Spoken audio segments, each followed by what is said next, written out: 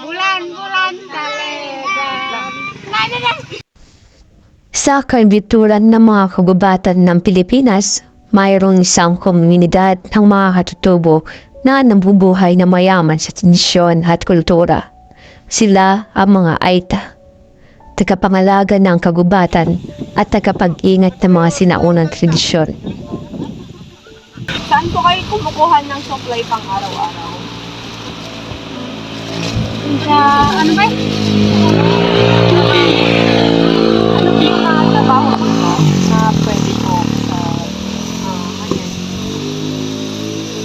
Nagtatanim ng palay mo.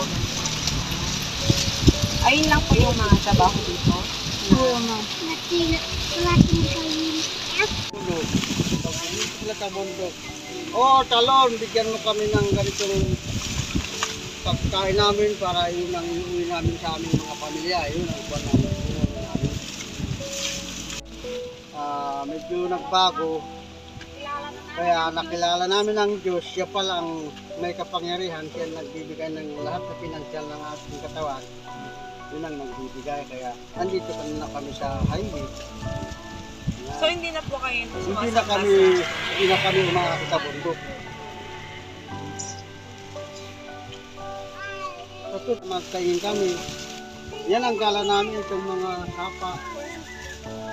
Cagayan River, diyan kami nagsisisi kung saan kami nakakakita ng mga aming evento sa bayan.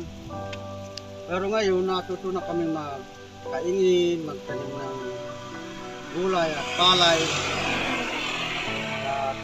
Yun ang ibinigay ng gobyerno para sa amin para matuto kami magtrabaho sa aming mga sarili. Ang komunidad ng mga Aita ay isa sa pinakamatandang grupo ng mga katutubo sa Pilipinas. May mayamang kultura at kasaysayan na umaabot sa libu-libong taon.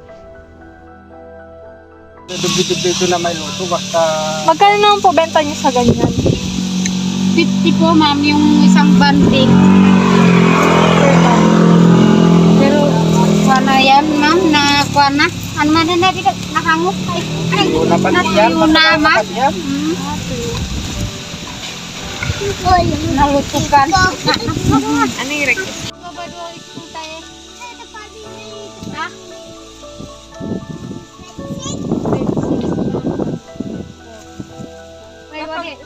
Kapag nag-grade 6 point, wala na pong grade 7 dito. Hindi na po sila nag-aaral dito. Doon na sa kuan, ma'am. Sa QSC po. May nag-aaral na din po dito sa may galing sa QSC. Madima. Wala, ma'am. Ay. Bang, padi ba ba? Ay, wala pa.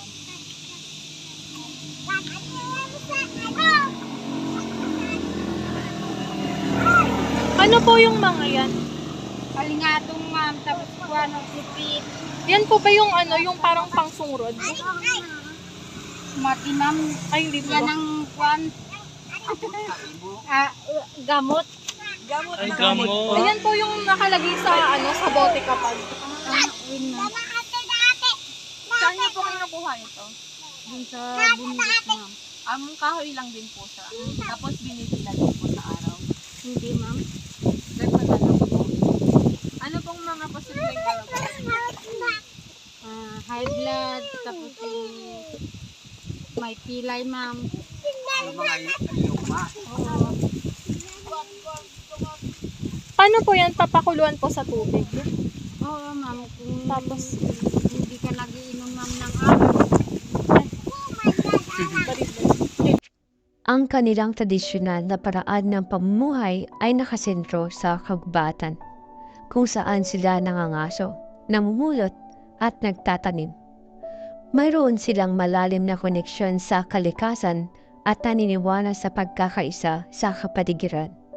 Ma'am, sa official ganun. Opo, yung kumbaga Official. napagkakamalan po kayong ng ibang tao na masasama, paano nyo po napanghawakan yung mga sinasabi po nilang ganun sa inyo? Ganun. Dugan. hangganan. Halimbawa Dakon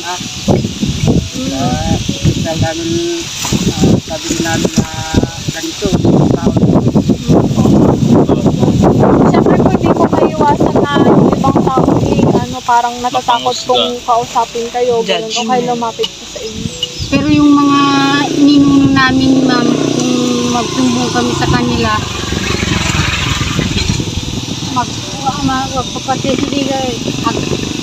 Mag-ano po? magpapati, ano? Magagalit po sila. Oo. Magagalit. Nagkakaroon naman po kayo ng pagkakaisa para sa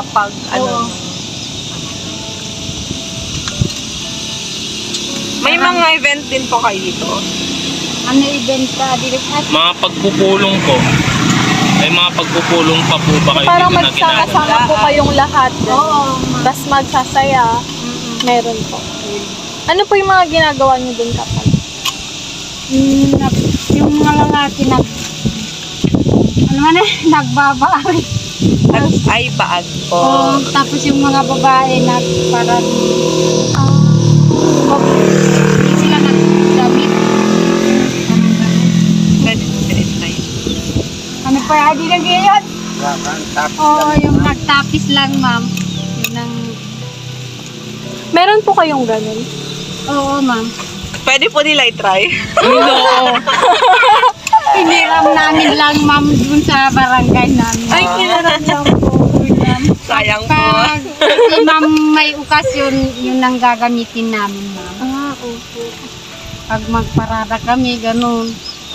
Yun ang gagamitin namin. Na babae, kami naman. Kami ang maghahawak ng kwan.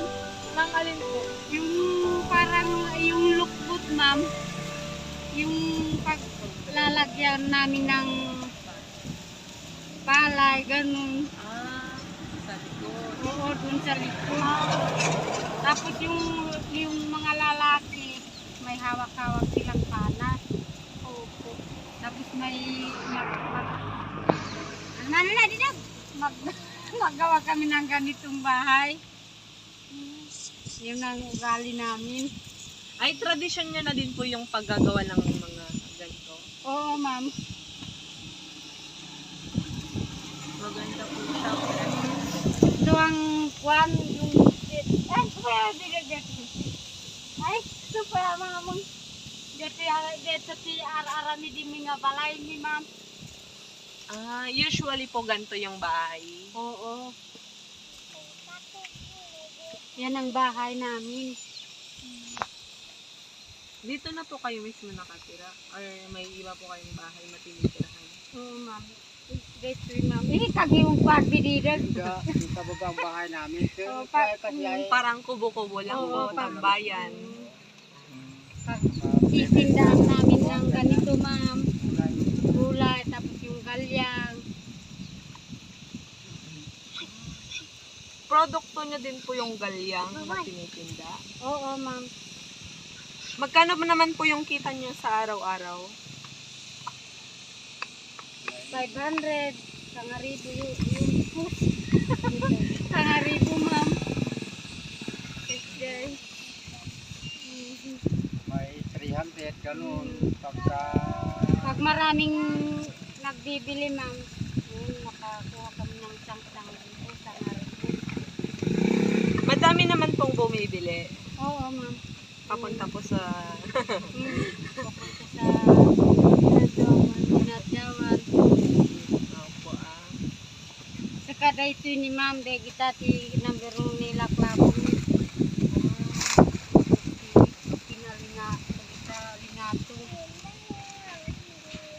Saan po kayo kumukuha ng tubig? May poso po kayo mga gano'n?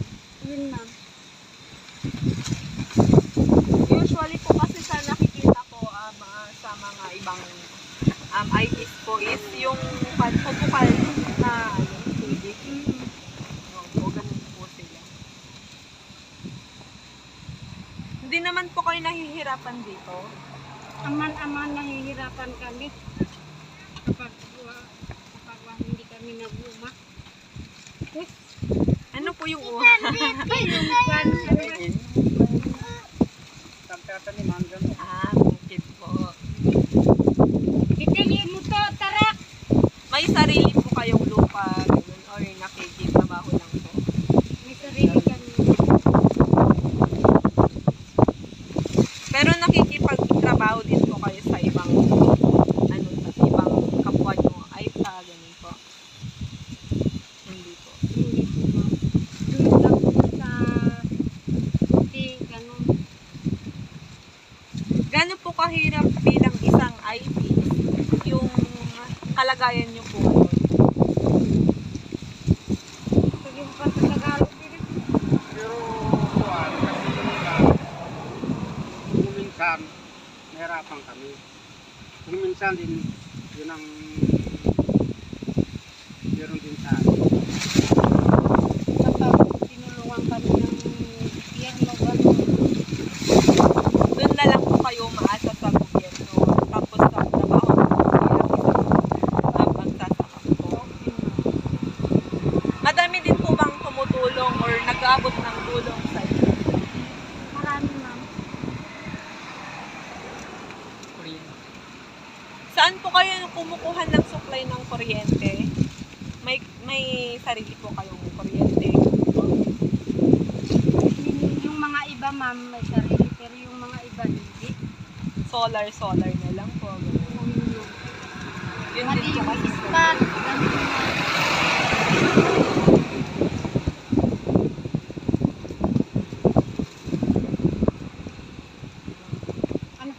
Saan po yung ano, yung talagang lugar niyo po? Ganun. Yung kayo-kayo lang po. Sa Kalbo. Yung mga iba na kasama namin sa Kalbo. Yung dun po sa taas. Meron pa po kasi dun. Kasi meron sa Pulang Lupa, meron dyan sa Kalbo. Ah, hiwa-hiwalay po. So, kayo lang po dito hanggang doon yung magkakasama as IT dito. Paano po kayo nagtutulungan sa araw-araw? Kunwari po, problema, about sa sakit-sakit. Nagtutulungan po kayo. Oo. Meron din yung mga iba, meron din yung mga cellphone, tumawag nun. Kung halimbawa mayroong magsakit, tumawag ng Pupunta po dito.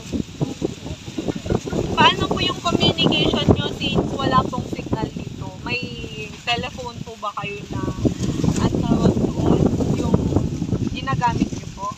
Yung ano pa ito, kagawad tam. Dyan. Mga Aita ay may malakas na tradisyon sa pasilitang paghahatid ng mga kwento at alamat mula sa isang henerasyon patungo sa susunod. Ang kanilang kwento ay patunay na kanilang katatagan at lakas sa harap ng mga pagsubok. Ang komunidad ng mga Aita ay isang mahalagang bahagi ng kultura ng Pilipinas. Ang kanilang mga tradisyon at paraan ng pamumuhay ay mahalagang paalala sa atin ng kahalagahan ng pag-iingat sa ating mga likas na yaman at paggalang sa mga karapatan ng mga katutubo.